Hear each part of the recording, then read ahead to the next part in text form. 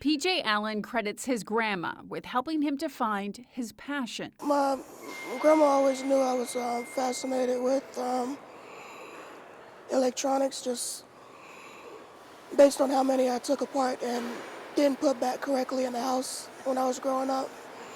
But she put the bug in my ear that I should try my hand at avionics. For a little over a year, the 31-year-old has been working as an aviation technician. You're probably not going to do the same thing in back-to-back days. Everything's constantly changing. And it's in the hangars of Tinker Air Force Base that Allen has found his purpose. My injuries that I was given due to the accident,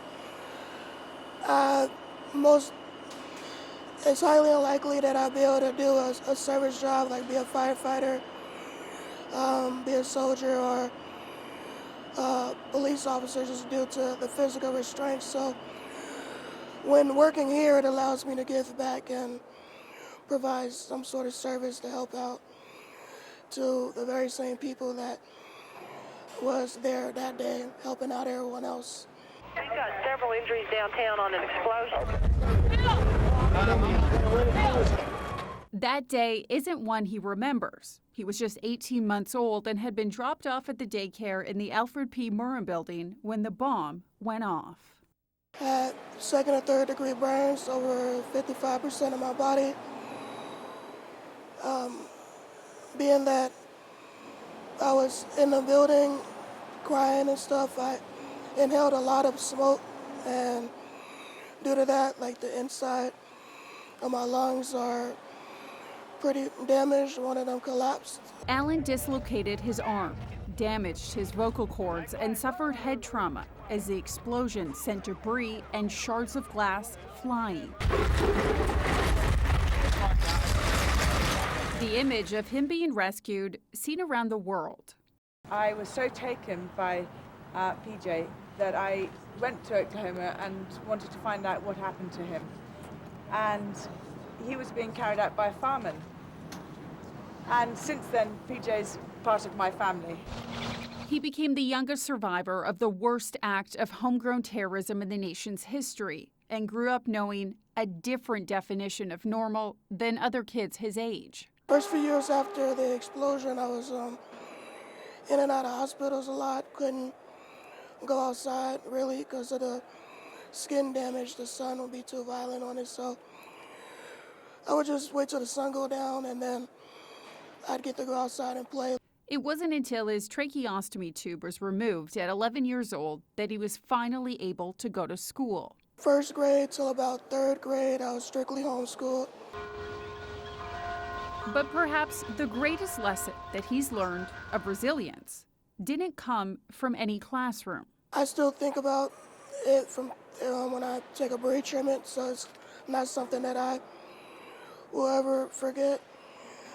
But I know that some people weren't as fortunate enough to have their loved ones come home that day. So around this time of year, I like to try to make sure that I'm still looking for what I need to be doing for the reason I survived. His name is one of the more than 600 inscribed on the survivor's wall at the memorial site. Follow me. It's a place Oklahoma children come every year. If we don't talk about what happened and we don't address what happened, it's going to happen again, and we can't do that.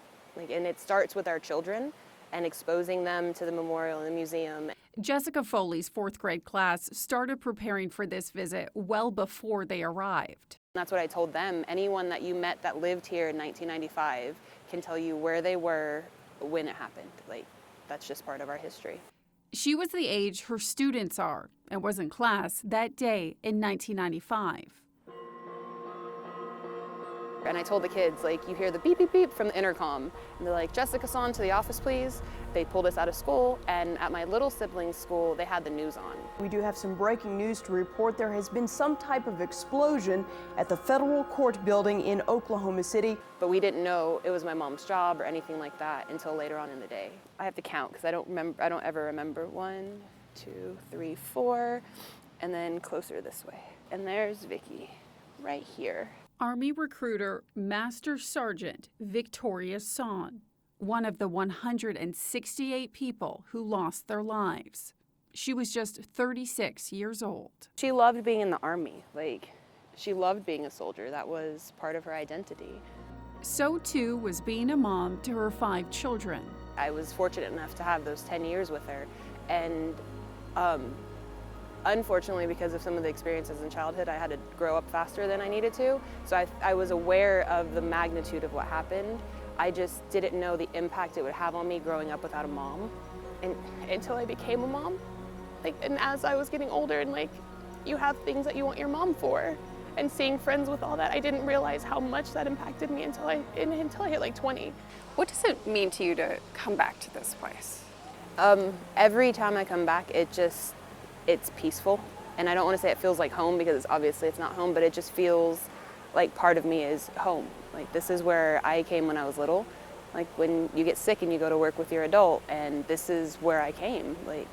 It was an important place to me, so I like coming back here. For Foley, bringing her students here is helping to further her own healing. From what I remember of her, she was amazing. She cared about other people. She taught me how to have community care. You're carrying on your mother's legacy. Yeah, she's living on through you. She loved kids and she loved making a difference.